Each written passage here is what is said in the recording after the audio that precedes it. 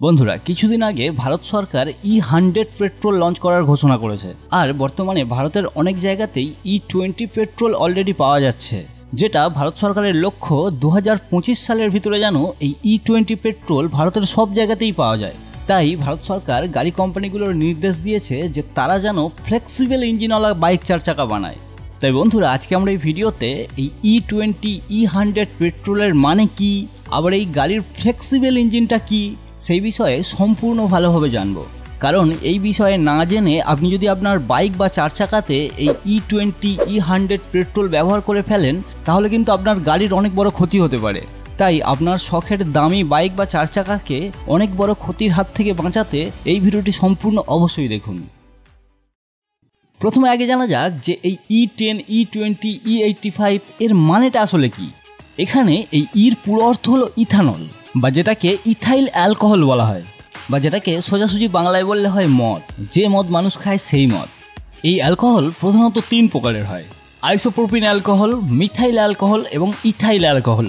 এর মধ্যে আইসোপ্রোপিন অ্যালকোহল এবং মিথাইল অ্যালকোহল দুটি বিষাক্ত, এগুলো খাওয়া যায় না। কিন্তু এই ইথাইল অ্যালকোহলটা খাওয়া যায়। তাই সমস্ত রকম মদে এই ইথাইল অ্যালকোহলই থাকে। সে বিয়ার, বাংলা, রাম, হুইস্কি যাই বলুন না কেন, সবেতেই এই ইথাইল অ্যালকোহলই থাকে। আবার ঘরে ব্যবহৃত হ্যান্ড স্যানিটাইজারেও এই ইথাইল অ্যালকোহল থাকে। আর এই ইথাইল অ্যালকোহলকে ছোট শব্দে ইথানল বলা হয়, কারণ এখানে ইথাইলের ইথাইল এবং অ্যালকোহলের ওল নিয়ে দুটো সন্ধি করে ইথানল বলা হয়। সেই রকম মিথাইল অ্যালকোহলকে ছোট শব্দে মিথানল বলা হয়, ইত্যাদি। তো যাই হোক, এই E20 পেট্রোলের এই ই শব্দটার পুরো অর্থ হলো এই ইথানল, বা বড় করে ইথাইল অ্যালকোহলও বলতে পারেন।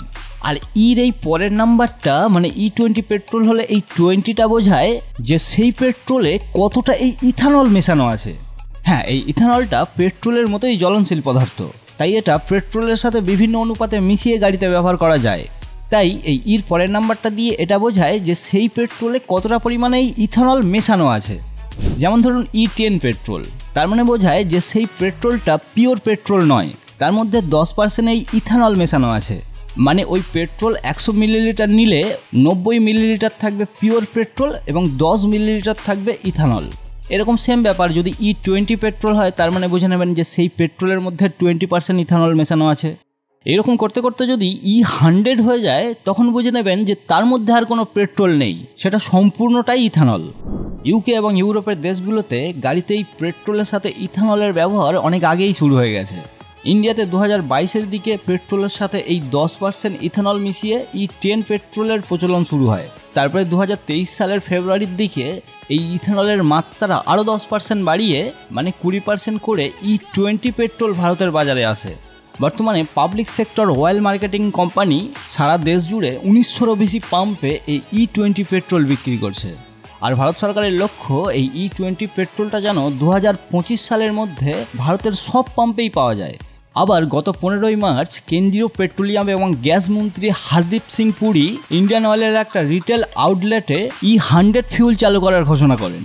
E100 ফিউল মানে যেমনটা আমি আগেই বলেছি যে তার মধ্যে আর কোনো পেট্রোল নেই, সেটা সম্পূর্ণটাই ইথানল, যেটা বর্তমানে 5টা রাজ্যের ভিতরে 183টি আউটলেটে পাওয়া যাচ্ছে এবং আস্তে আস্তে সেটার সংখ্যা আরও বাড়ানো হচ্ছে।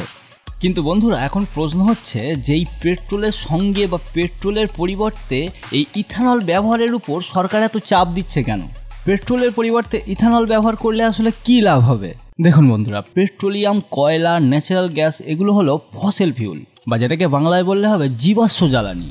এগুলো গাছপালা, বিভিন্ন প্রকারের জীবের মৃতদেহ ইত্যাদি লক্ষ কোটি বছর ধরে মাটির তলায় চাপা পড়ে থেকে তারপর এই কয়লা, পেট্রোলিয়াম, ন্যাচারাল গ্যাসে পরিণত হয়েছে। এগুলি কমপক্ষে 65 কোটি বছর মাটির তলায় চাপা থেকে তারপরে তৈরি হয়েছে। তাই এই পেট্রোলিয়াম, কয়লা বা ন্যাচারাল গ্যাস কোনো রকমভাবে মানুষের দ্বারাই তৈরি করা সম্ভব নয়। এগুলো যতটা পরিমাণ পৃথিবীতে আছে সেগুলো শেষ হয়ে গেলেই শেষ।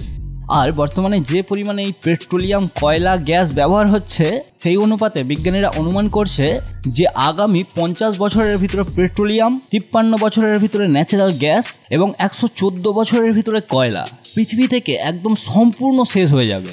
এটা যে পেট্রোল কয়লাগুলো এখনও খনির ভিতরে আছে, মানে যেগুলোকে এখনও বার করা হয়নি, সেগুলোকে ধরে এই হিসাব। আর এগুলো শেষ হয়ে গেলে পৃথিবী একেবারে অচল হয়ে পড়বে। তাই সময় থাকতে থাকতে আমাদের এর কোনো বিকল্প ব্যবস্থা খুঁজে বার করতে হবে। তাই সেই পেট্রোলের বিকল্প ব্যবস্থা হিসাবে এই ইথানলকে কিছুটা দেখা হচ্ছে। কারণ ইথানল খুব সহজেই তৈরি করা যায়। আখ, গম, চাল, ভুট্টা ইত্যাদি আরও অনেক শস্য বা ফলকে পচিয়ে এই ইথানল তৈরি করা হয়। আর আমি যেমনটা আগেই বললাম যে এই ইথানল মানে হলো মদ, মানুষ যে মদ খায় সেই মদ, তাই মদ যেভাবে তৈরি হয় এই ইথানলও সেইভাবে তৈরি হয়। তাই গাড়িতে এই ইথানলের ব্যবহার বাড়লে আমরা পেট্রোল বা ডিজেলের উপরে কিছুটা নির্ভরশীলতা কমাতে পারবো। এর পরের কারণ হলো ইথানল পেট্রোল ডিজেলের তুলনায় অর্ধেক বায়ু দূষণ করে, তাই ইথানলের ব্যবহার বাড়লে যানবাহন থেকে হওয়া পরিবেশ দূষণটাও অনেকটা কমবে। আবার ইথানলের অক্টেন নাম্বারও পেট্রোলের থেকে অনেকটা বেশি। ইথানলের অক্টেন নাম্বার 113-র কাছাকাছি, যেখানে বিশুদ্ধ পেট্রোলের অক্টেন নাম্বার সাধারণত 82 থেকে 90-এর ভিতরে থাকে। তাই এই পেট্রোলের সাথে বিভিন্ন অনুপাতে ইথানল মিশিয়ে এই পেট্রোলের অক্টেন নাম্বার অনেকটা বাড়ানো যায়। এই অক্টেন নাম্বার কোথায় কাজে লাগে সেই বিষয়ে আমার পুরো একটা ভিডিও আছে, আপনি চাইলে এই ভিডিওর পরে গিয়ে ওটা দেখতে পারেন, ডেসক্রিপশনে লিঙ্ক দেওয়া আছে। কিন্তু যদি আমি ছোট করে বলি, এই অক্টেন নাম্বার আসলে বেশি কম্প্রেশন রেশিওর গাড়িগুলোতে ইঞ্জিন নকিংয়ের হাত থেকে বাঁচায়। মানে যত বেশি অক্টেন নাম্বার হবে ইঞ্জিনে তত বেশি কম্প্রেশন রেশিও ব্যবহার করা যাবে, বা বলতে পারেন গাড়ির কম্প্রেশন রেশিও যত বেশি হবে সেই গাড়িতে তত বেশি অক্টেন নাম্বারওয়ালা ফিউল লাগবে, যেটা এই ইথানলে পেট্রোলের থেকে অনেক বেশি অক্টেন নাম্বার থাকে। তাই এটা হাই কম্প্রেশন রেশিওর গাড়িতে ব্যবহারের সুবিধা রয়েছে। ওই জন্য রেসিং বাইক বা রেসিং গাড়িগুলোতে সাধারণ গাড়ির তুলনায় কম্প্রেশন রেশিও অনেক বেশি থাকে। তাই সেই গাড়িগুলোতে অনেক আগে থেকেই এই ইথানলযুক্ত পেট্রোল ব্যবহার করা হয়, যাতে সেই ফিউলের অক্টেন নাম্বারটা বেশি পাওয়া যায়। আবার ইথানলের দাম পেট্রোলের থেকে একটু কম। E100 মানে 100% ইথানল বর্তমানে 95 টাকার কাছাকাছি পার লিটারে বিক্রি হচ্ছে, যেখানে নর্মাল পেট্রোলের দাম 105 টাকা পার লিটারের কাছাকাছি বিক্রি হচ্ছে। তাই পেট্রোলের সাথে তুলনামূলকভাবে ইথানলের দাম একটু কম। তো বন্ধুরা, এগুলোই হলো ইথানলের প্রচলন বাড়ানোর মেন কারণ। এখন প্রশ্ন হচ্ছে যে তাহলে কি সব গাড়িতেই এই ইথানলযুক্ত পেট্রোল ব্যবহার করা যাবে? উত্তর হলো না। যদিও 5% ইথানল মিশ্রিত পেট্রোল ইঞ্জিনের কোনো ক্ষতি করে না, কিন্তু যদি সেটা 10% বা তার বেশি হয়ে যায় তাহলে সেটা শুধু পেট্রোলে চলা ইঞ্জিনের পক্ষে অনেকটা ক্ষতিকারক হতে পারে, কারণ ইথানল পেট্রোলের থেকে বেশি ক্ষয়কারী। তাই পেট্রোলে ইথানলের পরিমাণ বাড়ানোর সাথে সাথে গাড়িতে কিছু প্লাস্টিক, রবার এবং অ্যালুমিনিয়ামের ক্ষতি হতে পারে। তাছাড়া এটা জ্বালানি পাইপ এবং ইঞ্জেক্টরকে প্রভাবিত করে তার আয়ু কমিয়ে দিতে পারে। আবার পেট্রোলের তুলনায় ইথানলে শক্তির পরিমাণ কিছুটা কম থাকে, তাই এটা ইঞ্জিনের ভিতর জ্বালানির দক্ষতাকে প্রভাবিত করে ইঞ্জিনের শক্তি কিছুটা কমিয়ে দিতে পারে। তাই পিওর পেট্রোলে চলা বাইক বা 4 চাকার ইঞ্জিনে 5% পর্যন্ত ইথানল মিশ্রিত পেট্রোল বা যেটাকে আমরা E5 বলি সেটা ব্যবহার করা যেতে পারে, কিন্তু তার বেশি নয়। সেটার বেশি ব্যবহার করা তখনই যাবে যখন কোম্পানি সেই গাড়িটাকে সেইভাবে ডিজাইন করবে। সেইভাবে ডিজাইন করা মানে আবার এমন ভাববেন না যে পেট্রোলে চলা ইঞ্জিন ইথানলে চলা ইঞ্জিন সম্পূর্ণ আলাদা, এমনটা নয়। যে কোনো পিওর পেট্রোলে চলা ইঞ্জিনে ইথানল দিলে চলবে, কিন্তু সমস্যা হলো সেটা বেশি দিন টেকসই হবে না। তাই ইথানলে চলা ইঞ্জিন ডিজাইন করা মানে ইঞ্জিন একই থাকবে, শুধু ইথানল ইঞ্জিনের যে পার্টসের যে ধাতুকে বা রবারকে ক্ষতি করতে পারে সেই পার্টসের সেই ধাতুগুলো বা রবারগুলোকে পরিবর্তন করে দেবে। তাই আপনার গাড়ি যদি এই ইথানল মিশ্রিত পেট্রোলে চলতে পারে তাহলে কোম্পানি সেটা উল্লেখ করে দেবে, মানে বাইক বা গাড়ির কোথাও লেখা থাকবে। যেমন ধরুন কোনো একটা বাইককে যদি কোম্পানি E20 পেট্রোলের জন্য বানায়, তার মানে সেই বাইকটি 20% পর্যন্ত ইথানল মিশ্রিত পেট্রোলে কোনো ক্ষতি হবে না, বা ইথানলের পরিমাণ তার থেকে কম হলেও ক্ষতি হবে না, কিন্তু তার থেকে বেশি হয়ে গেলে ক্ষতি হবে। মানে আপনি E20 ইঞ্জিনওয়ালা বাইকে E20 পেট্রোল তো ব্যবহার করতে পারেন, চাইলে তার থেকে কমও ব্যবহার করতে পারেন, যেমন E10ও ব্যবহার করতে পারেন, E5ও ব্যবহার করতে পারেন, আবার পিওর পেট্রোলও ব্যবহার করতে পারেন, কোনো সমস্যা নেই, কোনো ক্ষতি হবে না। কিন্তু সেই বাইকে যদি আপনি E20-র বেশি মানে E25, E50 বা E85 মানে 20-র বেশি যত আছে সেই রকম পেট্রোল ব্যবহার করেন, তাহলে কিন্তু সেই বাইকের অনেক বড় ক্ষতি হতে পারে। তাই ভারত সরকার ভবিষ্যতে এই পেট্রোলে ইথানলের পরিমাণ আরও বাড়ানোর কথা ভেবে গাড়ি নির্মাতাদের ফ্লেক্সিবল ইঞ্জিনওয়ালা বাইক 4 চাকা বানানোর কথা বলেছে। ফ্লেক্সিবল ইঞ্জিন বা যেটাকে ছোট শব্দে FFV বলা হয়, মানে যার পুরো অর্থ হলো ফ্লেক্সিবল ফিউল ভেহিকেল। তাই বর্তমানে আপনি অনেক বাইক বা গাড়িতে এই FFV কথাটা লেখা থাকতে দেখবেন। তাই এবারে বলি এই FFV বা ফ্লেক্সিবল ইঞ্জিনটা আবার কি। দেখুন, 100% ইথানল বা E100কেই ফ্লেক্সিবল ফিউল বা ছোট শব্দে ফ্লেক্স ফিউল বলা হয়। আর এই E100-এ চলতে পারা মানে সম্পূর্ণ ইথানলে চলতে পারা গাড়িকেই ফ্লেক্স ফিউল ভেহিকেল বলা হয়। তাই আপনার যদি একটা এই FFV ওয়ালা গাড়ি বা বাইক হয় তাহলে সেটা আপনি পিওর 100% ইথানলেও চালাতে পারবেন, যে কোনো নাম্বারওয়ালা পেট্রোল দিয়েও চালাতে পারবেন, আবার চাইলে পিওর পেট্রোলেও চালাতে পারবেন, কোনো সমস্যা হবে না। কারণ পেট্রোল ইঞ্জিনে ইথানল ব্যবহার করলে পেট্রোল ইঞ্জিনের ক্ষতি হতে পারে, কিন্তু সম্পূর্ণ ইথানলে চলা ইঞ্জিনে সম্পূর্ণ পেট্রোল ব্যবহার করলে কোনো ক্ষতি হবে না।